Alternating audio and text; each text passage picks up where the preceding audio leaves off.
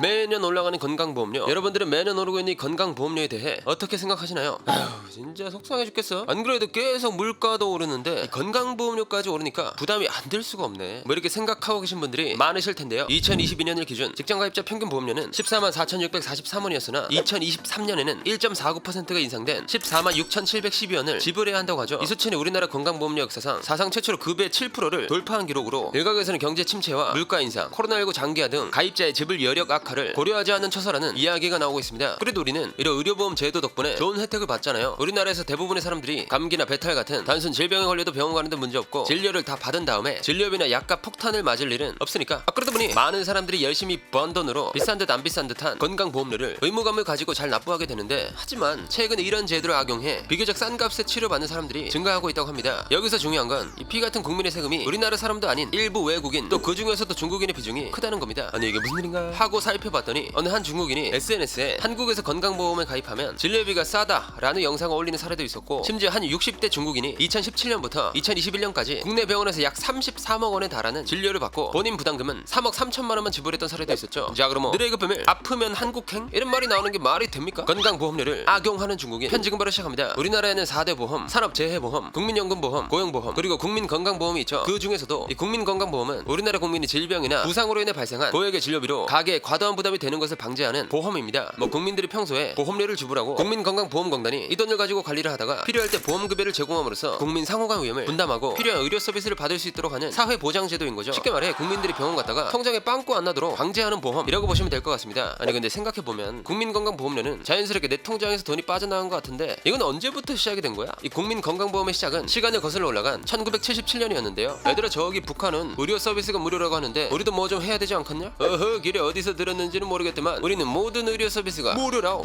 안되겠다, 우리가 북한보다 못하면 안돼. 모든 부분에서 우리는 북한보다 우위를 점한다. 알겠냐? 한번 잘 생각해보라. 아무리 발버둥 쳐봤자 우리한테는 안되기야.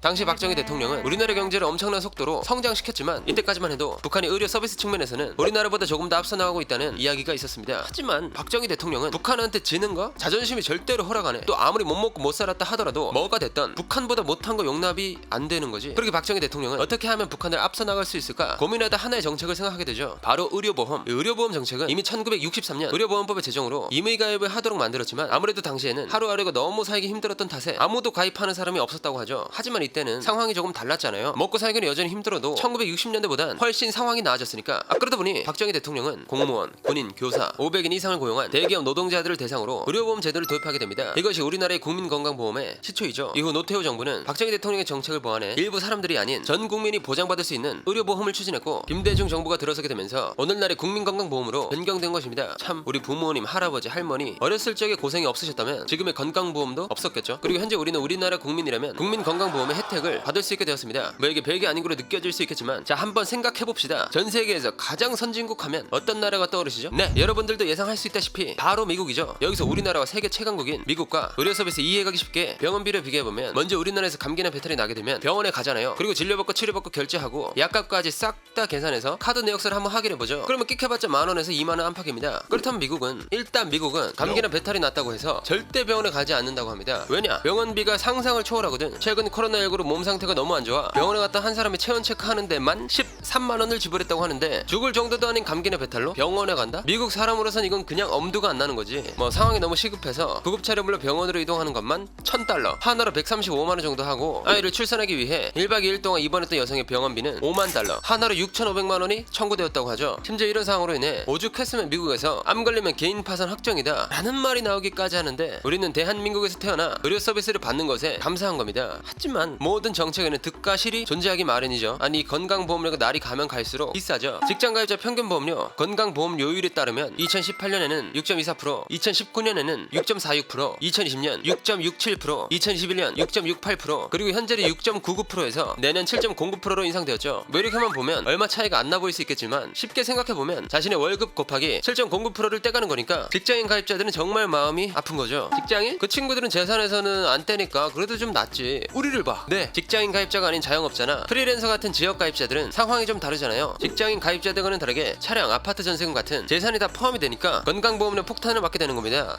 그래도 병원 가서 비싼 돈 안 주고 치료받고 수술받고 하는 거로 퉁치자, 이렇게 우리나라 국민들은 의무적으로 국민보험료를 납게 하고 있습니다. 에휴.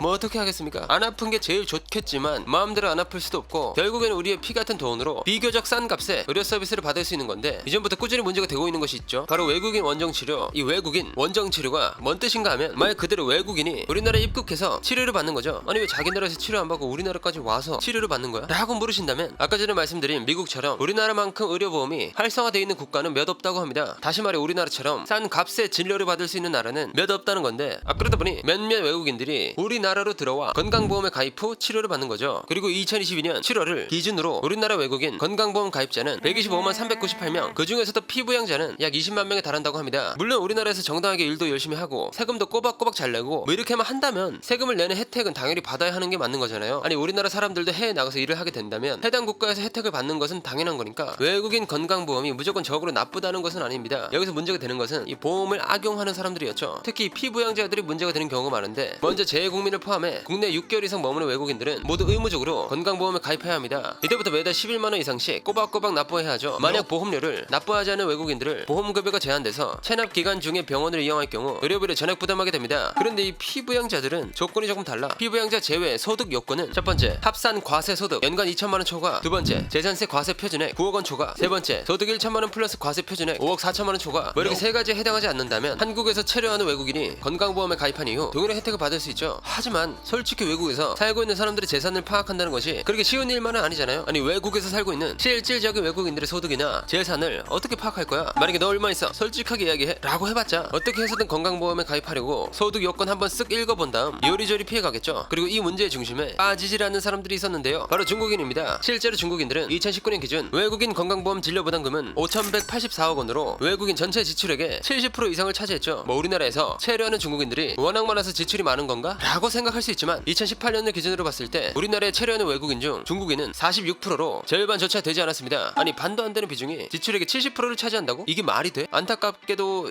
그렇네요. 그래서 가장 대표적인 중국인의 원정치료 사례를 살펴보게 되면 2021년 한 중국인이 한국의료보험 혜택을 받아가는 영상이라는 제목의 영상을 게시합니다. 이 영상의 내용은 이 영상을 게시한 중국인의 어머니가 중국에서 병원을 다녀왔는데 뇌동맥류 질환을 의심받았다고 하죠. 이후 게시자의 어머니는 가장 빠른 비행기표를 끊고 한국에 입국하게 됩니다. 이때 한창 코로나19가 유행해서 자가격리를 진행했고 자가격리 해제됨과 동시에 국민건강보험에 가입했죠. 그런데 아니 이 상황이 너무 뻔뻔한 게 국민건강보험에 가입한 당일 오후 곧바로 서울에 있는 대학병원으로 가네. 그렇게 진료를 받고 3일이 지나 동맥혈관 색전술을 진행한 이후 5일 만에 퇴원했다고 전해졌죠. 이후 게시자 모친에게 부여된 병원비는 총 1,436만원. 하지만 국민건강보험에 가입했다는 이유만으로 개인 부담금은 149만원밖에 되지 않았습니다. 뭐 이것만 봐도 외국인 건강보험의 남용이란 것을 느낄 수 있잖아요. 하지만 중국인 원정치료 사례는 이뿐만이 아니었죠. 한 60대 중국인 남성은 그의 자식이 외국인 건강보험에 가입되어 피부양자 명분으로 2017년 한국에 입국합니다. 그리고 2021년까지 국내 병원에서 계속 치료를 받게 되죠. 그렇게 약 5년간의 치료를 받은 결과 그의 앞에 떨어진 병원비는 상상을 초월했습니다. 왜냐? 약 32억 9천여만 원의 진료비가 나왔기 때문인데요. 하지만 또 이 피부양자라는 명분 때문에 5년 동안 받은 대가로 그가 지불한 금액은 약 3억 3천만 원. 아니 중국에서 이미 지병을 앓고 있었고 치료 비용이 어느 정도 나올 걸 알고 있는 상태에서 한국으로 입국했다는 건 말 그대로 무임승차나 다름없는 거죠. 이렇게 중국인이 건강보험을 악용해 무임승차하는 경우는 끊이지 않게 일어나고 있습니다.